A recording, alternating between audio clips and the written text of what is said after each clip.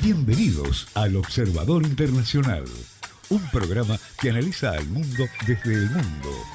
Muki Tenenbaum, su conductor, detendrá su deriva y compartirá con sus oyentes una página de su bitácora todos los días de 7 a 8 y por Radio High.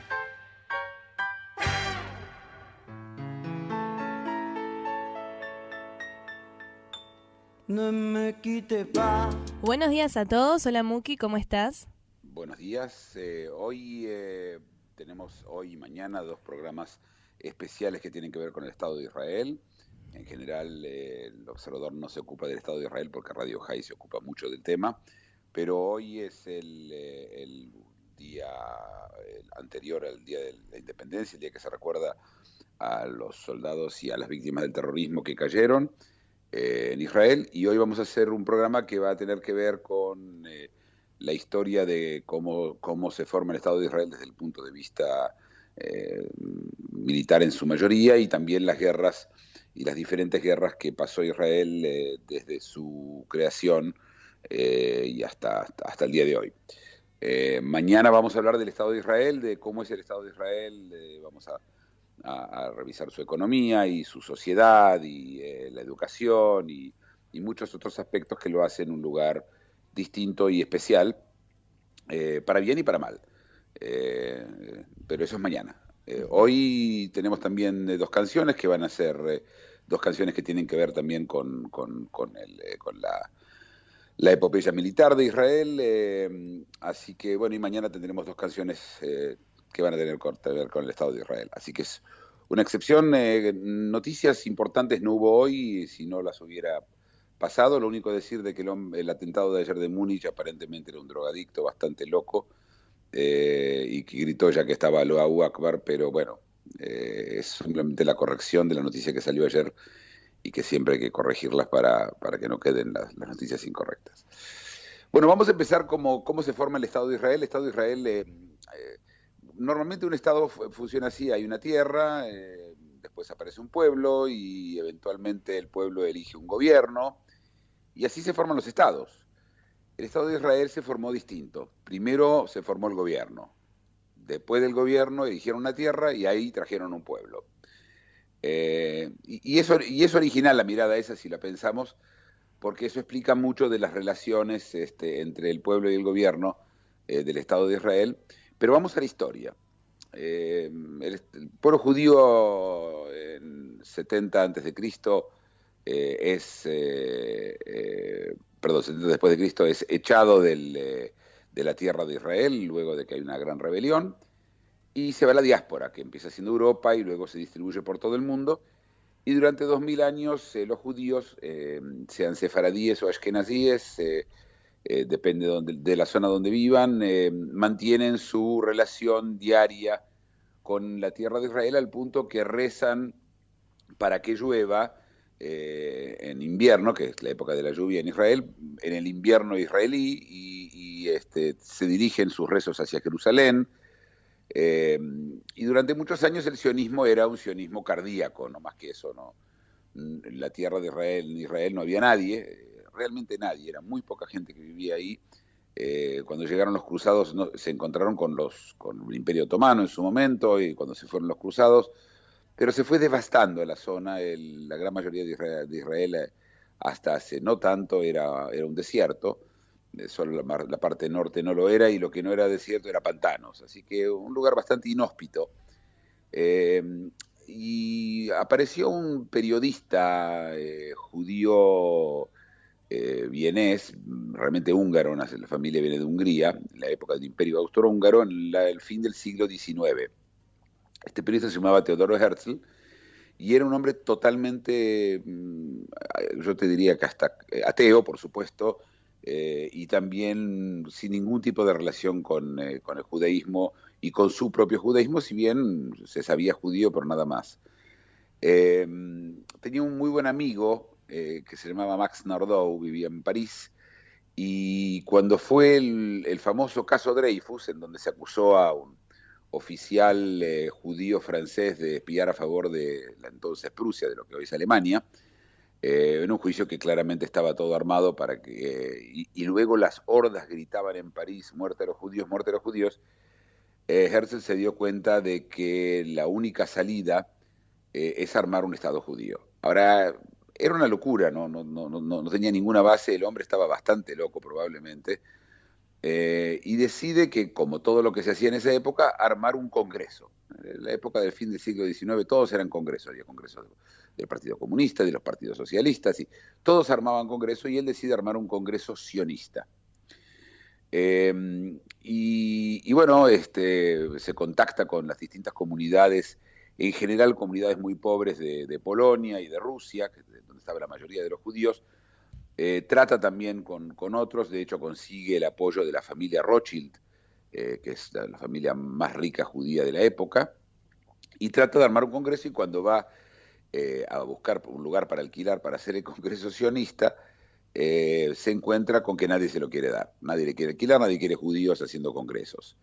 El antisemitismo en esa época era en todas las capas sociales, en todos los lugares, con alguna que otra excepción.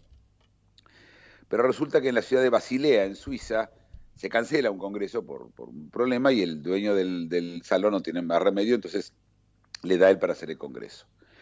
Congreso sionista, como dije, trajeron judíos en su gran mayoría de Rusia y de Polonia, pero de los pueblitos, gente vestida muy mal, ¿sí? Es decir, gente que venía de la pobreza. Los judíos, contrario a lo que la gente cree, en el siglo XIX eran muy pobres. Si bien eran cultos, es decir, sabían leer y escribir, lo cual era ya una excepción importante, y además tenían su cultura, no podían, ni estaban bien vestidos ni nada, y Herzl decide de que él no va a hacer un congreso con esos aparrastrosos, como lo llamó él, y los hizo a todos alquilar galeras y levitas, y como se vestían en la época del fin del siglo XIX, por ahí, por el 1898. Y armó un congreso básicamente con zaparrastrosos. La mirada es así. Ya había empezado a haber un poquito de colonización judía en Israel, pero estamos hablando de decenas de personas en 2 o 3 colonias. Y en ese congreso él hace una declaración que fue profética. Dijo: llevará 5 años, llevarán 50 años, pero habrá un Estado judío.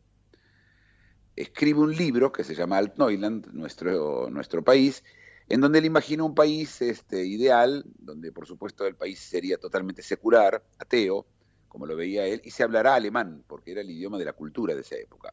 Nada de hebreo ni cosas raras, ¿no? Y bueno, en ese congreso se empieza lo que increíblemente derivó 50 años después, exactamente 50 años después, en la creación del Estado de Israel. En el segundo Congreso Sionista, tratando de sacárselo de encima a Herzl, porque él iba, por supuesto, a encontrarse con todo el mundo, tratando de convencer que le entreguen, que en esa época era el Imperio Otomano, se fue a encontrar con el sultán de Turquía, para tratar de convencerlo de que del Imperio Otomano, que le entregue la tierra de Israel, que estaba en manos de esa época del Imperio Otomano. Lo sacó a cachetazos, para ser muy claro, el emperador, y trató con los ingleses, y en un momento determinado encontró un poco de algunos ingleses que estaban dispuestos a darles Uganda, que los judíos se vayan a Uganda y hagan allí su Estado. La idea era sacarse a los judíos de encima en Inglaterra, y la idea de Uganda, que ya estaba en manos en esa época de Inglaterra, una de las tantas colonias inglesas en África, y a él se entusiasmó, y vino al Congreso Sionista, que él mismo armó, que él hizo, y cuando presentó el plan de Uganda le dijeron: no, nosotros no esperamos 2000 años para terminar en Uganda.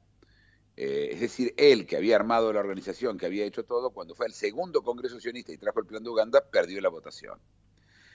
Y ese mismo movimiento sionista crea distintas organizaciones, y que llevan a la idea de tratar de conseguir un Estado judío. Y el gran cambio fue en 1917. En 1914 estalla la Primera Guerra Mundial. De un bando están Inglaterra, Francia y Rusia, y de enfrente están Alemania, el Imperio Austrohúngaro y el Imperio Otomano. La guerra se alarga mucho, los ingleses quieren mucho que entre Estados Unidos. Estados Unidos estaba manejada en ese momento por el presidente Woodrow Wilson, que era un neutralista, no se quería meter, no quería entrar en la guerra. Y los ingleses, en su visión antisemita, pensaron de que los judíos manejan Estados Unidos, y entonces, en una declaración, la famosa declaración Balfour, declaran el 2 de noviembre de 1917 que quieren formar un hogar nacional judío en Palestina, en lo que en ese momento se llamaba Palestina. La palabra Palestina es el nombre que le dan los romanos a la zona. Esto es, no es un invento de los árabes de ahora, ¿Siria-Palestina sino... era, Muki? ¿Puede ser ¿Cómo? que al principio era Siria-Palestina? Se llamaba, claro, se llamaba Siria-Palestina. La capital, de hecho, los romanos la llamaban Jerusalén, la llamaban Ilia Capitolina, y entre los otros nombres estaba en Palestina. Probablemente viene de la palabra filisteos, que era el pueblo ese que estaba en lo que hoy es la Franja de Gaza y un poco más al norte. Probablemente de ahí venga el nombre Palestina, y otros que dicen de Palestra.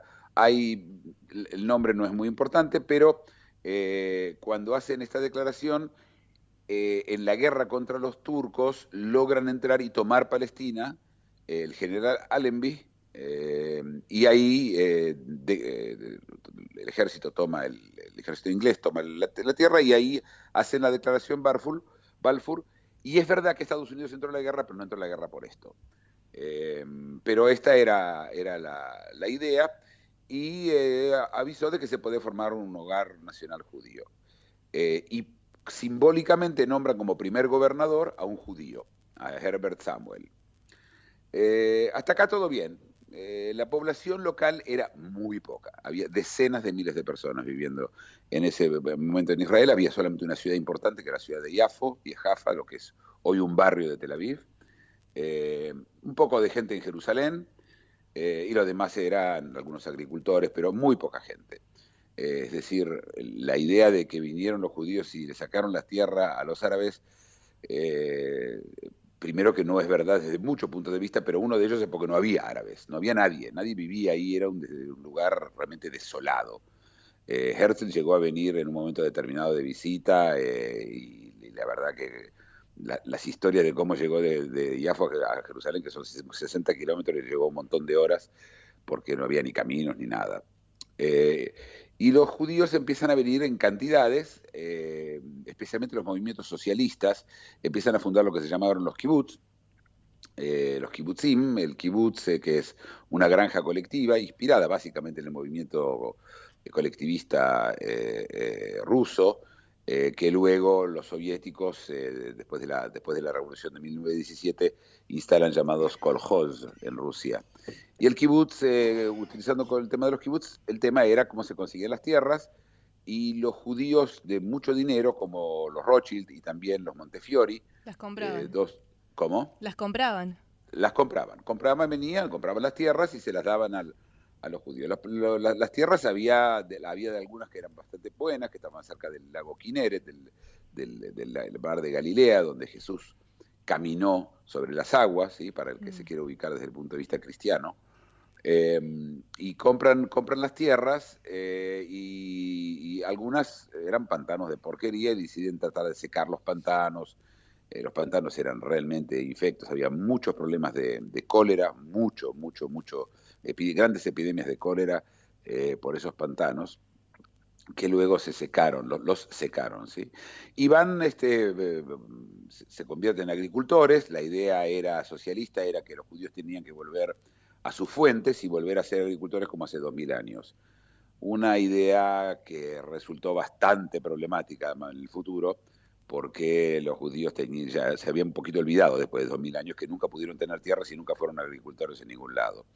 Al mismo tiempo, y unos años antes, había empezado en la Argentina un movimiento para traer judíos a la Argentina, que lo había empezado otro judío rico llamado Barón Hirsch, y de hecho Herzl tiene un artículo que se llama Palestina o Argentina, sobre cuál de los dos lugares debería ser el Estado judío, o dónde podían irse a vivir los judíos. Por supuesto, los judíos no iban a hacer un Estado en la Argentina, pero sí emigrar y volver a la agricultura. a un pueblo que sabía leer y escribir, a un pueblo que era muy culto, realmente no funcionó muy bien, pero eso es un tema que vamos a hablar mañana sobre el Estado de Israel. Las relaciones con la población local eran bastante bien, bastante pasables.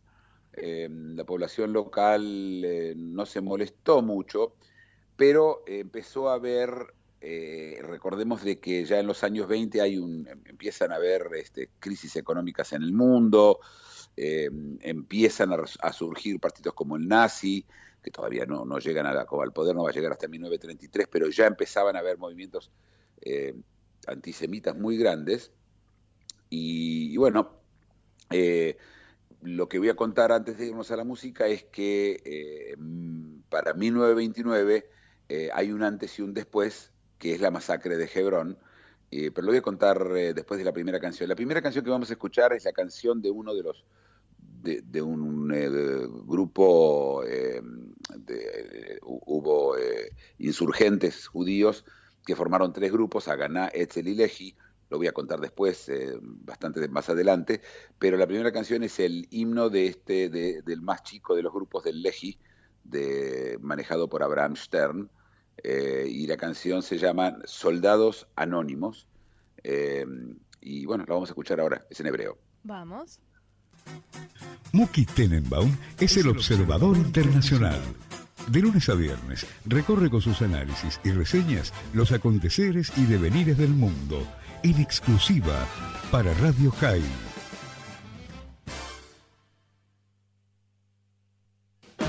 El Observador Internacional, de lunes a viernes, de 7 a 8, por Radio High.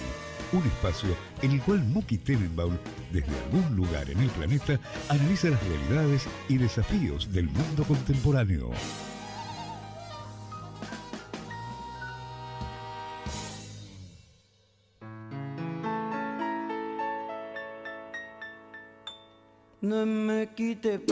Aquí estamos. Bueno, estábamos por contar sobre la masacre de 1929, que es el comienzo del conflicto árabe-israelí. Hasta entonces, bueno, no estaban muy contentos los árabes tampoco, pero no habían habido casos muy importantes de violencia y de agresión. Y en 1929, alentados por el mufti de Jerusalén, un radical que luego se encuentra con Hitler y básicamente apoya a Hitler con el Holocausto, el mufti deciden entrar a la ciudad de Hebrón, donde había un asentamiento judío que existió, de hecho, durante muchos años, según la tradición es donde había nacido Abraham, donde estaba enterrado Abraham. Abraham nació en Ur, en la ciudad de Ur, en Babilonia, y bueno, entraron y hubo una masacre, mataron a muchísima gente, hombres, mujeres, chicos, los árabes, y ahí los judíos entendieron que se tenían que organizar porque esto iba para mal. Y se forma la primera organización que se llamó, había una proto-organización menor anterior que se llamaba Shomer, pero básicamente se forma lo que se llama la Haganá. Haganá quiere decir defensa. Este grupo empieza a organizarse, los ingleses a esa altura del partido se la ven venir y deciden de ahí en más impedir la inmigración de judíos a Tierra Santa, porque dice que se van a crear un conflicto y empiezan y sale lo que se llama el libro blanco, más adelante, en donde no se permite a los judíos inmigrar a Palestina, lo que es llamado en hebreo Eretz Israel, la tierra de Israel. La Haganá se forma y tiene una visión muy moderada, en donde dice de que el enemigo son solamente los árabes y no los ingleses, que ya estaban limitando la inmigración. Muy prontamente la Haganá se divide en 2 grupos, y de hecho se arma un grupo más extremista, o por lo menos más militante, que se llama el Etzel, del cual vamos a hablar en un ratito. Mientras tanto, en Europa, en 1933, Jabotinsky, el disidente también dentro de los congresos sionistas, se arma un grupo más radical que exige ir directamente por la independencia, que se llaman los revisionistas.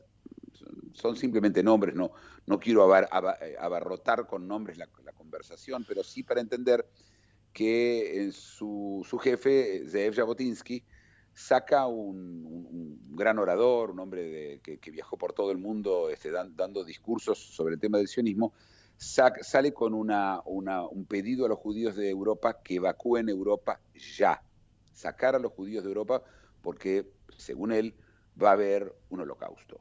Esto está dicho en 1933, frente a la asunción de Hitler. Él se la ve venir, nadie le da bola, por supuesto, porque la gente decía Hitler no es peligroso, ya se va a moderar cuando llegue al gobierno. Ya escuchamos de esas historias, muchas de las historias conviene realmente leer sobre el ascenso de Hitler y cómo Hitler fue creciendo en poder sin que nadie haga nada, ¿no? Todos creyendo de que, bueno, el loco ya se va a moderar cuando llegue al gobierno y va a tener más remedio. Y bueno, la Haganah misma tiene grupos de choque que se llaman Palmaj. Hay entrenamiento militar que es ilegal, por supuesto, los ingleses prohíben. Los ingleses reciben, y es importante, ¿por qué estaban los ingleses? En 1921, las Naciones Unidas deciden, en esa época se llamaba la Liga de las Naciones, es el predecedor de las Naciones Unidas, deciden darle el mandato a Inglaterra sobre la tierra de Israel. Es un mandato, no es una colonia. Es decir, ellos tienen que organizar para que eventualmente manejar las cosas, para ver si se pueden formar estados, una cosa muy ambigua. Y los ingleses, por supuesto, manejan las cosas con el ejército directamente. Y la paciencia empieza a acabarse también en parte de los judíos que ven el ascenso de los nazis y la imposibilidad de traer a los judíos de Europa, porque los judíos no se podían ir a ningún lado. Los judíos de Alemania, por ejemplo, y luego de los países conquistados, por supuesto, pero de ningún lado, y especialmente no podían ir a la tierra de Israel, que hubiera sido el lugar natural para ir, y los ingleses habían cerrado las puertas. Los choques con los grupos árabes continúan. La palabra palestino no existía y no va a existir hasta el año 1967, cuando Ahmed Shukeri habla del pueblo palestino. No había ningún pueblo palestino, eran árabes que vivían ahí. De hecho, los árabes no se dividían en pueblos, no había pueblos. El concepto de los árabes eran una sola nación, si bien, bueno, está el norte de África y Egipto, que eran distintos, pero todos los otros, Siria, Jordania, no existía por supuesto Jordania, no existía Irak, no existía nada, todos eran lo mismo. No había algo que los distinguía uno de los otros, y hasta el día de hoy, si uno mira las banderas de todos esos países, incluyendo la bandera de los palestinos, es igual. Es decir, son básicamente el mismo grupo, habla exactamente el mismo idioma, tiene exactamente la misma religión, las mismas costumbres, y lo que cambia es un poquito el acento. Hay más diferencia entre catamarqueños y porteños que entre sirios y palestinos en la forma de hablar y el acento del que hablan el mismo idioma. Y este era un tema importante, porque claramente los árabes no tenían ninguna intención que los judíos se queden, y estaba el tema del mufti, que daba mucha manija y que creó muchos problemas, pero la pregunta es quién era el enemigo. ¿Son los ingleses o son los árabes? En ese momento eran dos tipos de enemigos distintos, pero los ingleses lentamente se iban poniendo del lado de los árabes. Les parecía que el futuro estaba ahí, y tenía razón desde el punto de vista tanto de números como militar. Hay 100 millones de árabes y estamos hablando de una época donde había, no sé, 100.000, 200.000 judíos, ¿no? En ese momento. Un poco más. Se forma entonces, como les dije, el Etzel, esa organización manejada por Menachem Begin, que luego fue primer ministro de Israel y que firmó los acuerdos de paz de Camp David. Y el Etzel se enoja, se pelea con la Haganah, y mientras tanto se acerca la guerra en Europa, y el Etzel decide que no va a atacar más ingleses si empieza la guerra, porque no quería debilitar a Inglaterra, que iba a luchar contra Alemania. De ahí se cinde otro grupo, que es el Eji, del cual escuchamos ahora recién el himno cantado, cuyo jefe es Abraham Stern, un poeta, y ese que escribió la canción que escuchamos ahora, la que acabamos de escuchar. Abraham Stern, un hombre, un poeta, en algún momento, ya empezada la Segunda Guerra Mundial, es asesinado, probablemente por la gente de la Haganah, es decir, fue entregado por la Haganah a los ingleses, y la Haganah cooperaba con los ingleses para la persecución de Herzl. Es decir, había una división bastante fea entre los judíos, que todos que querían tener un Estado, y la discusión básicamente era entre Ben Gurión, que ya era el jefe digamos, de la comunidad judía en Eretz Israel, en lo que en ese momento se llamaba Palestina, y Ben Gurión socialista, toma una posición muy agresiva contra el Herzl, y bueno, las cosas se iban a poner peor antes de ponerse mejor. Mientras tanto, trataban de traer a los judíos que, terminada la Segunda Guerra Mundial, con el Holocausto, sobrevivientes, había muchos sobrevivientes, y una vez más los ingleses no dejaban traer a los sobrevivientes a Palestina. Y entonces se empezó a crear un sistema de traerlos en forma clandestina, con barcos que se alquilaban. La película Éxodo, estoy seguro que muchos la vieron. ¿Vos la viste, Tati, la película? No, no lo vi. Luis, ¿vos la viste la película? 20 veces. ¿Te puedes acercar al micrófono? Creo que no te escucho. 20 veces creo que la vi, más o menos. Sí, bueno, es una película que vale la pena, Tati, si podés Sí. verla. En un tiempo estaba en rotación en los canales tipo cine de superacción, así. Sí, y además lo que tiene de especial es que es muy, muy buena desde el punto de vista del relato histórico de lo que pasó, de cómo se forma el Estado. Los ataques contra los ingleses se intensifican después de la Segunda Guerra, especialmente por el odio que genera el hecho que nos dejen que a los pobres sobrevivientes de los campos de concentración no puedan venir a Israel. Y los ataques, empiezan también a haber muchos ataques de los árabes a judíos en todo el ámbito de Palestina. La cosa llega hasta que incluso el grupo, como les contaba, eran 3 grupos, ¿sí? Haganah, Etzel y Lehi. El grupo de Etzel pone una bomba en el Hotel King David, que es hasta el día de hoy el hotel más importante que tiene Jerusalén, donde estaba la central militar inglesa. Les avisan de que pusieron una bomba, no le creen al aviso y murieron muchísimos soldados, lo cual creó mucho más odio de los ingleses todavía contra los judíos. Y luego el Lehi mata al Lord Moyne, uno de los tipos más importantes de Inglaterra, que estaba en el Cairo, y las cosas, los ingleses responden colgando a muchos judíos en juicios inmediatos, y la gente, y hay muchas historias por supuesto, que no voy a entrar porque es un programa. Vamos a llegar a la creación del Estado, y después hay cosas más interesantes y más importantes para contar. Pero bueno, en 1947, el 29 de noviembre, se vota en las Naciones Unidas, ya las nuevas Naciones Unidas, la partición de Palestina en dos. Ya la habían partido, ya Jordania, que era parte de lo que era Palestina, se la entregaron a los jordanos, a los hashemitas, que básicamente eran unos tipos que habían venido de Arabia Saudita, y entonces y eran filo ingleses, se casaban siempre con inglesas, estos reyes árabes. Entonces forman Jordania y dividen de vuelta en 2 estados. A los judíos les queda un estado mucho más chico de lo que es hoy, muy difícil de defender, con varios puntos en donde básicamente era un puente para pasar de una zona a la otra. Y los árabes anuncian de que no van a aceptar la división, y que quieren toda la tierra de Israel, y que van a echar a los judíos al mar. Este tono, vamos a echar a los judíos al mar, vuelve y vuelve varias veces. Y bueno, si bien los judíos se alegraron mucho, Jerusalén quedaba internacionalizada, una ciudad internacional en manos de las Naciones Unidas. Ese era el acuerdo de partición. Los árabes no aceptan el acuerdo de partición. Israel se declara independiente el 14 de mayo de 1948, se festeja, si bien se festeja en otras fechas, porque depende del calendario judío y no del calendario gregoriano. Y los árabes, 100 millones de árabes, muchos países árabes declaran la guerra a Israel e invaden desde todos lados, y les dicen a los árabes, a los que estaban dentro de Israel: váyanse, déjennos entrar, que después le vamos a dar la tierra de todos. Le vamos a dar Tel Aviv, le vamos a dar todos los lugares. La invasión empieza desde el Líbano, Siria, Jordania, y Egipto, con ayuda de todos los países árabes, intervino incluso Marruecos, Túnez, Irak, todos los países árabes. Irán no, porque Irán no es un país árabe, para el que no sabe o no recuerda. Y empieza lo que se llamó la Guerra de Independencia, una guerra en donde eran 100 millones contra 600.000 personas. Se crea un embargo de armas contra Israel, contra el nuevo Estado de Israel que recién se está declarado, y Estados Unidos se niega a mandarle armas.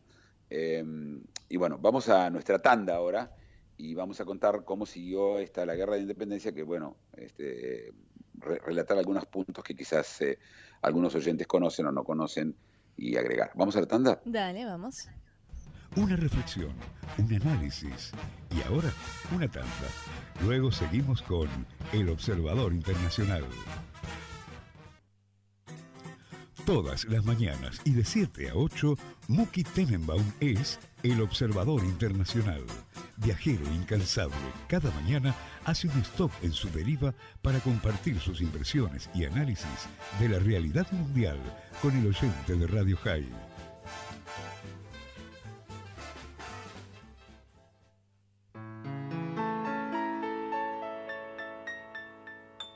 Ne me quitte pas. Volvimos.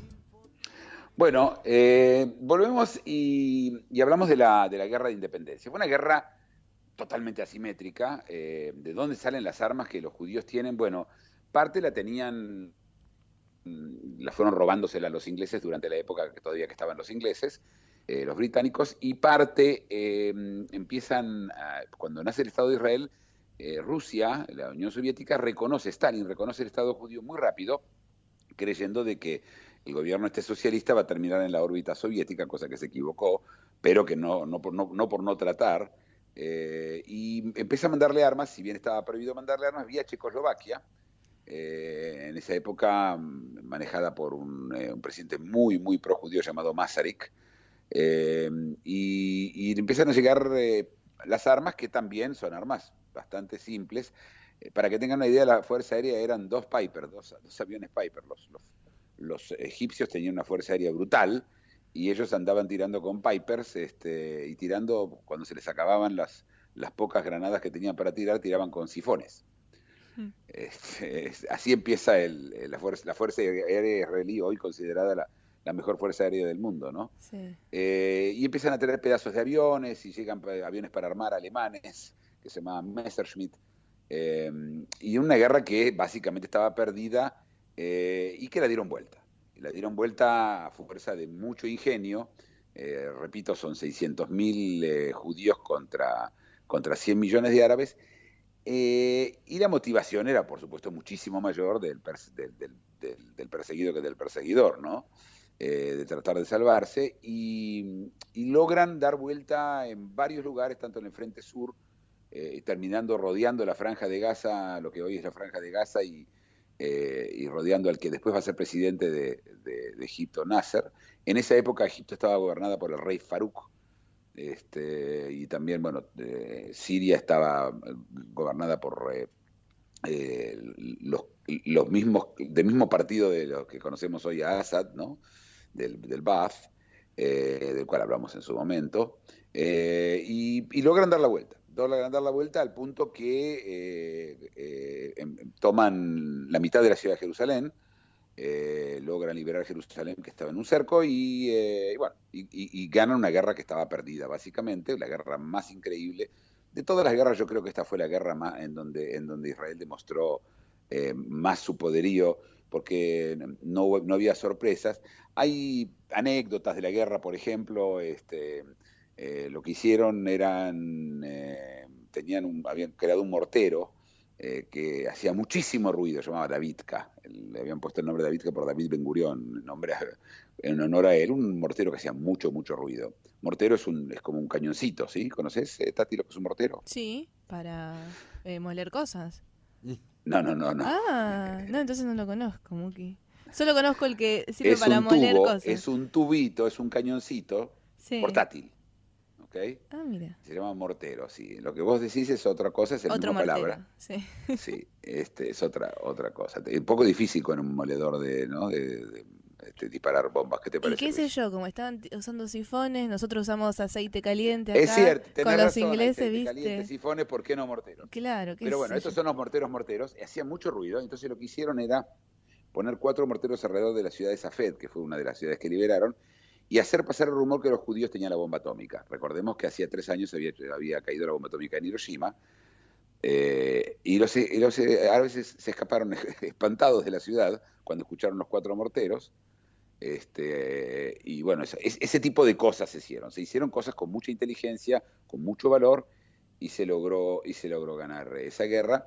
Y la guerra termina con un alto el fuego que se firma en Chipre con cada uno de estos países, Jordania, Egipto, Siria y Líbano. Un alto el fuego que básicamente existe hasta el día de hoy. Bueno, ahora ya hay un acuerdo de paz, pero existió hasta con Jordania por mucho tiempo. Y bueno, de ahí en más empezó la construcción del Estado, de la que vamos a hablar mañana. Mañana vamos a hablar del Estado, de cómo es el Estado, pero comienza un Estado con nada, con muy poca agricultura, con la que había en los kibutzim, con muy pocas cosas y tratando de ver cómo se sale de una situación así económica, pero con muchas ganas, porque después de 2000 años la sensación era que era un momento histórico, etcétera. Hay elecciones, se llaman elecciones, gana el socialismo y forma una coalición que va a ser siempre la misma, socialismo hasta el 77, entre el socialismo y los religiosos, y se crea el status quo religioso, donde la gente están cerradas las cosas el sábado, que hasta el día de hoy continúa, etc. Pero lo importante es que y yo quiero repasar hoy las guerras. En 1953 cae el rey Farouk por un golpe de estado de los coroneles y asume por un tiempo un tal Najib y después asume el famoso Gamal Abdel Nasser, el creador del nacionalismo árabe. Es el fundador de la Liga Árabe, uno de los fundadores del movimiento de no alineados, junto con el mariscal Tito de Yugoslavia y Indira Gandhi de la India. Un hombre especial y muy furibundamente antisemita y anti-israelí, muy. Empezaron a haber ataques desde la Franja de Gaza contra Israel por terroristas que son egipcios, ¿sí? Tratando de causar daño. Hay pequeñas escaramuzas, pero en 1956 el Nasser nacionaliza el canal de Suez. ¿No? Quiero explicar algo importante. Nadie puede nacionalizar un canal, una vía de navegación internacional. Nadie la puede hacer. Siempre fue así el derecho internacional, porque si no, viste, vienen, te cierran y nadie puede pasar. Entonces él nacionaliza el canal de Suez, los ingleses y los franceses se enojan, y Israel, que tenía todo el problema del terrorismo, empieza lo que se llamó la Guerra del 56, la Guerra del Sinai, donde Israel toma toda la península del Sinai en el año 56. Esto es todavía 11 años antes de la Guerra de los 6 días. En esa batalla, en muy pocos días, toman toda la península del Sinaí y derrotan al ejército de Nasser. Fue con ayuda de los ingleses y los franceses. Luego, bueno, intervienen los americanos y los rusos y los sacan a Israel. Tiene que retirarse en forma unilateral, sin ningún tipo de acuerdo, pero con el acuerdo de que no van a cerrar más el canal de Suez. Y los ataques, las provocaciones de los países árabes se hacen diariamente en Israel. Jerusalén estaba dividida. 1966 yo llegué a Israel por primera vez y Jerusalén estaba dividida en dos, pero dividida en dos no con un muro, ¿sí? Sino con una tela negra que dividía partes de la ciudad. Y se ponía la tela negra porque si no los francotiradores les disparaban a la gente. Entonces había una tela negra que separaba los dos lugares, y la ciudad vieja, donde está el Muro de los Lamentos y donde estaba el templo de Salomón, está en manos de los jordanos. Jordania anexa toda la zona de Jerusalén y lo que se llamó Judea y Samaria, lo que se llama the West Bank, la banda occidental del Jordán, que tenía que haber pertenecido al Estado árabe que se formó en el 47, que dijeron que iba a haber un Estado árabe. La palabra palestino no se usó, se usaba la palabra Estado árabe. Y con esa, pero Jordania va, lo anexa y solamente lo reconoce Pakistán, eso, nadie más. Así que Jordania básicamente era un ejército de ocupación en Judea y Samaria. En 1967, Nasser de vuelta decide esta vez cerrar los estrechos del Tirán. Hablamos del tema, ¿se acuerdan? Hace unos días con las islas que Egipto le dio a Arabia Saudita, ¿se acuerdan? Yo no me acuerdo. ¿No te acordás que te No. conté que hay dos islas, que ahora hay un problema entre Egipto y Arabia Saudita? Porque hay dos islas, las islas del Tirán, ¿no te acordás? No, Quizás no sé estabas, por qué. estabas enferma quizás Capaz, ese día. no ¿No sé. puede ser, Luis? No lo sé. Yo tampoco lo recuerdo.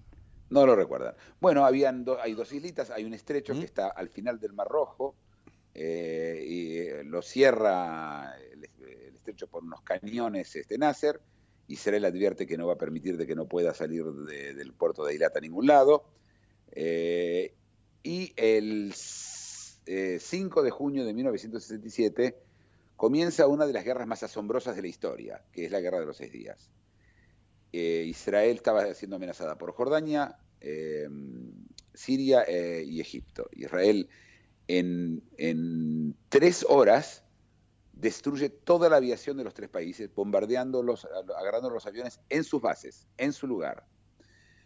Con ya la superioridad aérea, toma toda la península de Sinaí en 2 días, las alturas del Golán, porque Siria comienza la guerra también en las alturas del Golán también, y Judea, Samaria, y libera Jerusalén. Y los judíos por primera vez controlan el templo de Salomón después de 2000 años, algo muy, muy emocionante. Pero bueno, sobre esa guerra hay una canción que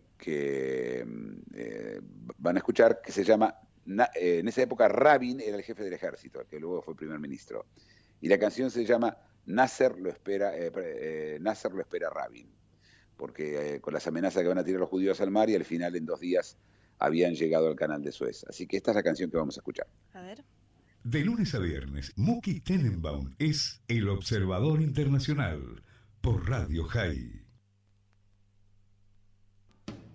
Viajero incansable, cada mañana hace un stop en su deriva para compartir sus impresiones y análisis de la realidad mundial con el oyente de Radio High.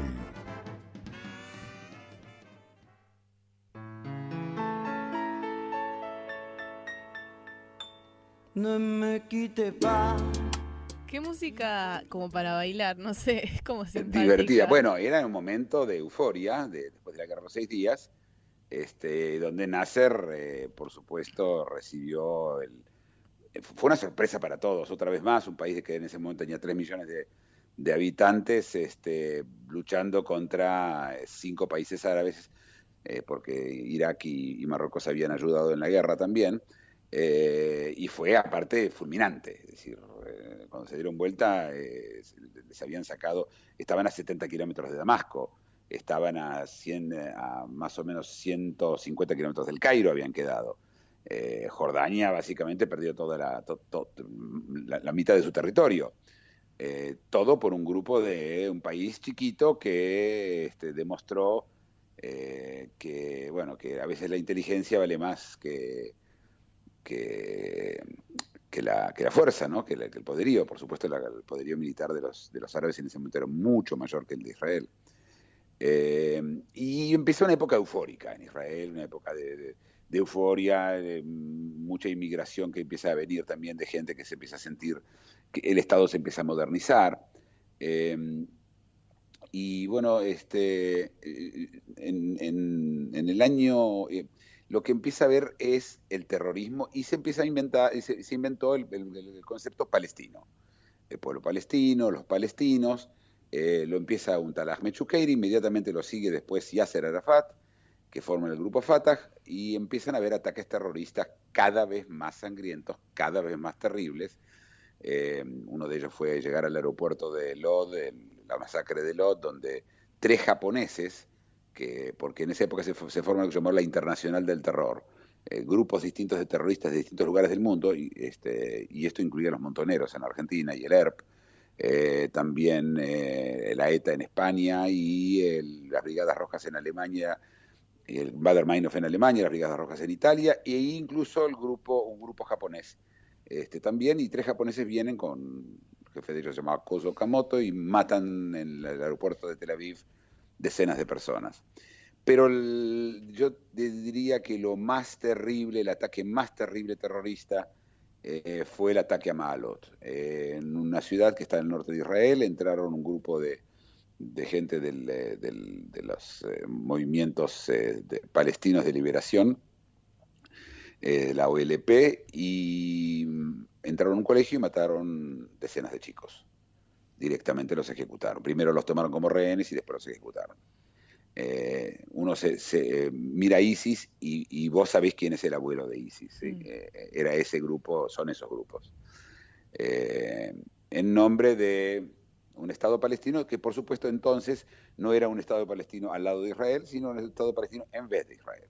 De hecho, lo siguen teniendo en el mapa así, ¿no? El mapa de los palestinos sigue mostrando un Estado en toda la tierra. Y bueno, en 1973 los países árabes, en ese momento ya había muerto Nasser, había asumido Sadat en Egipto, y estaba Assad, el padre del Assad de hoy, en Siria, y deciden atacar a Israel en el año 73, en Yom Kippur, el día del perdón, aprovechando de que Israel está... Cometen ellos, la verdad que cometieron un error táctico interesante, porque si bien el ataque fue por sorpresa, cuando se tenía que llamar a las reservas, Israel tiene un ejército con soldados, pero la gran mayoría son reservistas, son gente que estuvo en el ejército y que lo llaman en caso de guerra, y lo llamaron, y la suerte era que todos estaban en las sinagogas, entonces fue muy fácil encontrarlos. Si hubiera sido, por ejemplo, en el Año Nuevo, donde todo el mundo se va de paseo, hubiera sido mucho más difícil y mucho más riesgoso. La guerra de Yom Kippur, los egipcios logran retomar una parte del Sinaí. Los sirios tienen tanto éxito que se quedan sin nafta los tanques y por eso no pudieron seguir avanzando. Increíble. Hay historias muy especiales donde un tanquista israelí logra liquidar 52 tanques sirios, uno solo contra 52, y le gana la batalla. Hay muchas historias de las batallas de la guerra del 73. Israel logra dar vuelta a la guerra e incluso cruza el canal de Suez y entra en lo que se llama la parte africana, porque recordemos que Egipto, la península de Sinaí está en Asia y Egipto mismo está en África, y cruzan a África. Ariel Sharon logra dar vuelta a ese frente, y en Siria también se da vuelta al frente y se llega casi hasta Damasco con las tropas, hasta que al final, bueno, se llega a un acuerdo de cese del fuego en el 73. Se sabe que Israel en ese momento sacó el armamento atómico por si tenía que defender el centro del Estado, el Estado mismo, que no hizo falta.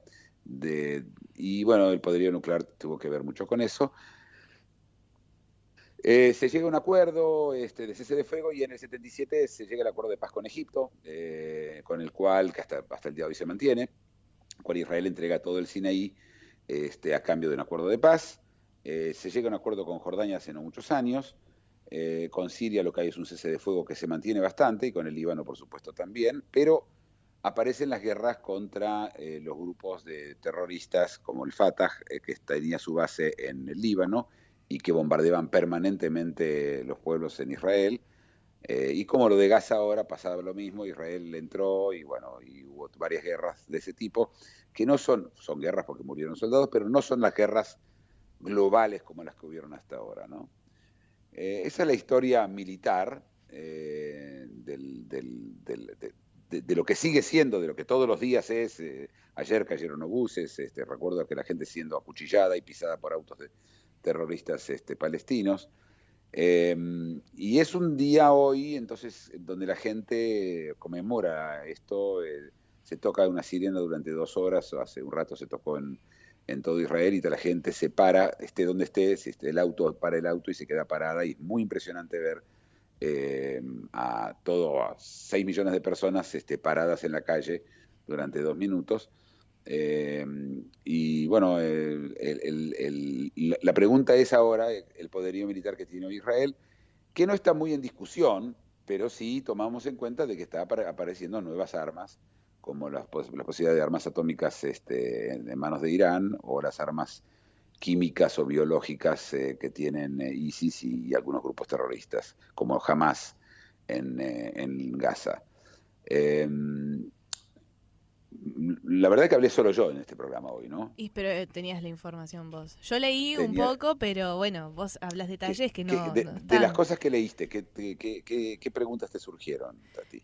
En realidad me empezó a confundir un poco cuando fue mucho antes de que vos empezaste a hablar, cuando se forma el Estado de Israel. Toda esa parte que ahí están los otomanos y que vienen y que se van, eso me confundió, porque pasan muchas cosas. Y pasan muchas cosas. Es un lugar muy antiguo, muy antiguo, que tiene 7000 años, y es como que imposible no confundirse, porque es muy complicado. Mucha gente hubo en el medio, mucha religión, y lo que sí me llamó la atención fue todo el movimiento del sionismo, que siempre sostuvo que los judíos son un grupo nacional, no un grupo religioso.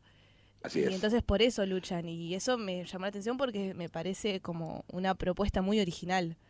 Es un grupo nacional, y es un grupo nacional del cual algunos tienen distintos niveles de religiosidad, y algunos, como yo, somos ateos. Claro.